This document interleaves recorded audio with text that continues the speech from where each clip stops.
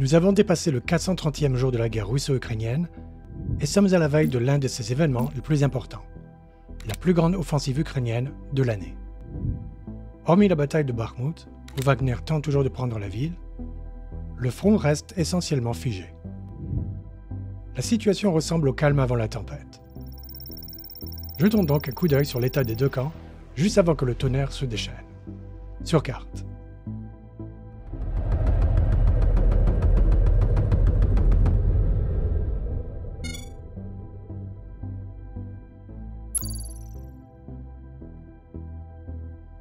La région de Kharkiv n'a pas connu d'évolution récente significative. Comme prévu, les attaques terrestres russes se sont limitées à Arayanikivka, Masyutivka et Kromalny. Nous ne voyons toujours pas de signes indiquant que la situation de la région est en train de changer. Les formations russes dans cette partie de l'Ukraine sont basées sur la 6e armée combinée, la plus faible et la moins développée des forces terrestres russes avant la guerre. En fait, parmi toutes les directions, les dirigeants militaires russes continuent de réduire la priorité à l'oblast de Kharkiv. Kiev pourrait bénéficier de ce développement, mais en même temps, il n'y a pas de tentative visible pour façonner le champ de bataille dans la région de Kharkiv ou d'efforts pour augmenter de manière significative la présence ukrainienne dans la région. La proximité de la frontière de l'État et la menace d'une attaque sur le flanc ukrainien réduisent encore les chances d'une avancée ukrainienne dans cette partie de l'Ukraine. C'est également de la Russie proprement dite qu'est venue la première attaque majeure de missiles contre des missiles en Ukraine depuis le début du mois de mars. Après une pause de 50 jours, des bombardiers stratégiques russes Tu-95 ont tiré 23 missiles de croisière depuis la mer Caspienne sur des régions du centre, de l'est et du sud de l'Ukraine. Kiev a affirmé que l'attaque visait des zones où sont concentrés les réservistes ukrainiens. 21 missiles ont été interceptés. Dimanche soir, les Russes ont mené une nouvelle attaque. Celle-ci comprenait 18 missiles de croisière, dont 15 auraient été abattus. Néanmoins, il est peu probable que la suite de la campagne russe ait un impact significatif sur la situation sur le terrain. Non seulement les frappes sont trop faibles et trop rares, mais les défenses antiaériennes ukrainiennes sont trop efficaces, en particulier lorsque les attaques sont de faible ampleur. La semaine dernière, les Ukrainiens ont abattu 91 et 83% des missiles restants, autrement dit, sur les 39 missiles tirés, seuls 5 ont franchi les défenses antiaériennes, selon l'état-major ukrainien. Même si ces missiles avaient atteint leur cible, il est peu probable qu'ils aient causé des dommages importants. La ligne de front dans la direction de Lugansk reste figée et toutes les principales attaques russes ont été repoussées. Quelques attaques ont été menées sur l'axe de Svatove, mais l'essentiel de l'action s'est déroulé le long de la ligne Plochanska-Bilohorivka. Dans cette zone, les Russes se sont concentrés sur Makiivka, Torske et Novske. Cependant, malgré des attaques quotidiennes, ils ne réalisent pas de nouveaux gains territoriaux. Selon Serhiy Cherevati, porte-parole du groupe oriental des forces armées ukrainiennes, la direction Liman-Kupiansk, on estime que les Russes bombardent les positions ukrainiennes en moyenne 450 fois par jour. Toutefois, cela ne s'est pas produit par des succès sur le champ de bataille dans la région. La ligne de front de la forêt de Serebrytsky et autour de Dibrova n'a pas changé. Ce rapport a été produit en coopération avec le centre analytique de Rohan Consulting, cité entre autres par le Wall Street Journal et le New York Times. Depuis le début de la guerre en Ukraine, Rohan publie un rapport de guerre quotidien appelé Ukraine Conflict Monitor, qui présente une analyse approfondie et unique du champ de bataille. Vous pouvez acheter l'accès à Ukraine Conflict Monitor via le lien dans la description. Bakhmut reste la principale cible des troupes russes, mais n'est pas totalement encore conquise. Cependant, les forces du Kremlin augmentent progressivement leur contrôle sur la ville. À ce stade, environ 75% de la ville est sous contrôle russe. Fin avril, les Russes ont atteint l'intersection des rues Tchaïkovski et Yubilena. Ils s'emparent de l'école professionnelle industrielle, ce qui leur permet de contrôler l'entrée principale de la ville, à la fois depuis Ivanivske et Kromove. Une grande partie des combats incombe toujours au groupe Wagner, dont le chef, Yevgeny Prigojine, se plaint constamment du manque de munitions. Il a récemment déclaré que si la situation ne changeait pas, Wagner se retirait ou resterait et mourrait. Il convient toutefois de rappeler que les menaces précédentes de Prigojine de retirer Wagner ou de liquider l'organisation en tant que force de combat ne se sont pas concrétisées. Par conséquent, compte tenu du décalage entre la rhétorique et l'action sur le terrain, nous ne voyons aucune raison de s'attendre à un changement dans les opérations à Bakhmut ou au retrait de Wagner de la ville. Le groupe continuera d'avancer vers la partie occidentale de Bakhmut. Il y a donc de fortes chances que la ville tombe dans le courant du mois.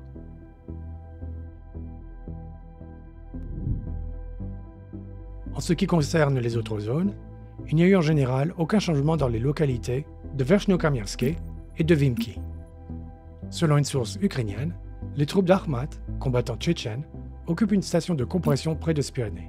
Le fait que les Russes aient mené des opérations offensives près du village, suivies d'une contre-attaque ukrainienne signalée, laisse présager peu de changements sur le front dans ce secteur. Le front reste stable à Vasyukivka, Fedorivka, Rodzorivka et Vesele.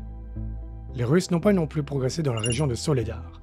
Ils ont continué à attaquer les positions ukrainiennes dans la région de Kromové, mais ne se sont pas approchés de la route 0506. Les Ukrainiens semblent donc avoir stabilisé la situation dans la région, et la menace d'un contrôle permanent de la route par les Russes s'est dissipée. Les Ukrainiens auraient contre-attaqué près de Krasnohorivka, mais aucune information n'a été donnée. Toutefois, selon un journaliste russe, les troupes russes ont repoussé les unités ukrainiennes de l'autoroute H20 près de Novokaloniove. Il n'y a pas eu de changement dans la région de Marinka, où les Russes ont attaqué les périphéries sud et nord de la ville et en direction de Pobieda. Les tentatives russes d'approche d'Avdiivka ont également échoué. Dans la région de Vremivka, les Ukrainiens ont renforcé leur position près de la rime Vremivka, Velika Novoiska.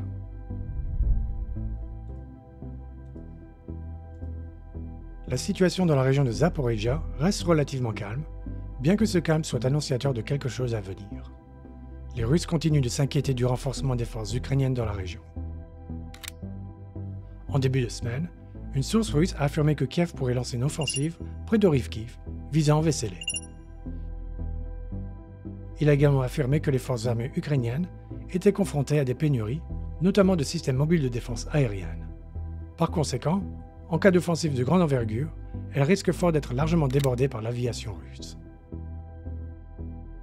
La source a affirmé que des éléments des 116e et 118e brigades mécanisées du 10e corps d'armée avaient atteint la zone d'Odarivka, de Tavriske et de Slavne. Il a également affirmé que ces unités seraient chargées d'effectuer une percée vers Melitopol. Des bataillons d'artillerie sont en préparation le long de la ligne Slavne-Odarivka, tandis que 3 bataillons mécanisés sont prêts à attaquer vers Robotine au Cherutuvate pour ouvrir la voie vers Melitopol. La source a ajouté que le bataillon HIMARS avait été déployé à Stepnogorsk suite à l'évacuation forcée des civils. Il a également affirmé que le personnel de la 128e brigade d'assaut en montagne faisait savoir que les préparatifs de l'offensive étaient en phase finale. Si la première partie de l'histoire est peut-être vraie, il est douteux que le personnel de la 128e brigade mécanisée ait divulgué des informations sur la contre-offensive. D'après les conversations que Rohan a eues à Kiev, nous pouvons confirmer que la sécurité opérationnelle des Ukrainiens est très stricte. Peu de gens savaient exactement quand l'offensive de Kharkiv commencerait. Les soldats sur le terrain l'ont appris 24 à 48 heures avant l'attaque. Nous réalisons cette vidéo quelques jours après cette prétendue fuite. Il est donc clair maintenant qu'elle était fausse. Elle aurait également pu faire partie d'une opération PSYOPS ukrainienne. En revanche, des membres du prétendu régiment russe de fusiliers motorisés ont enregistré un message vidéo affirmant que les forces ukrainiennes avaient concentré leurs troupes dans la zone d'Orichiv, dans la région de Zaporizhia, et que les fortifications russes n'étaient qu'une façade. Une autre source a déclaré que l'Ukraine avait concentré ses réserves dans la région de Zaporizhia et de Yarapolé. La source pense que lorsque le tambour cessera, les Ukrainiens attaqueront en direction de Polohi, Tokmak et Vassilivka. Un autre scénario envisage des opérations de franchissement de la rivière et des environs d'Enerhodar, Novokharovka et Oleshki, mais nous estimons que ces opérations sont peu probables. Sur la base des rapports russes antérieurs, les unités ukrainiennes actuellement déployées dans l'oblast de Zaporizhia s'élèveraient à quelques 22 000 hommes. D'une manière générale, il est difficile d'écrire quoi que ce soit de certain sur l'offensive des Ukrainiens, si ce n'est qu'elle se prépare. Les deux camps mènent leur propre campagne d'information. Surtout, une campagne PSYOPS ukrainienne est en cours, visant à façonner le champ de bataille, à créer la confusion parmi les Russes et leurs collaborateurs, et à réduire l'état de préparation des Russes au combat. Au début de la semaine dernière, un journaliste ukrainien a déclaré que des bus avaient commencé à apparaître dans différentes parties de la région. Les premiers à être évacués sont ceux qui sont fidèles aux collaborateurs. Le lendemain, des sources russes ont démenti ces affirmations. Nous n'avons pas non plus vu de preuves d'évacuation en cours dans la région de Zaporizhia. Il est probablement trop tôt pour de telles actions. Toutefois, on ne peut exclure un scénario dans lequel un retrait important de la Russie de la ligne de front entraînait un effondrement de la présence russe dans la région, ce qui provoquerait la fuite de civils et de militaires. Il est toutefois difficile d'évaluer la probabilité d'un tel scénario. Le 23 avril, les Ukrainiens établissent une tête de pont sur la rive gauche du Dniepr, près du pont Antonovski. Le but de cette opération n'est pas tout à fait clair.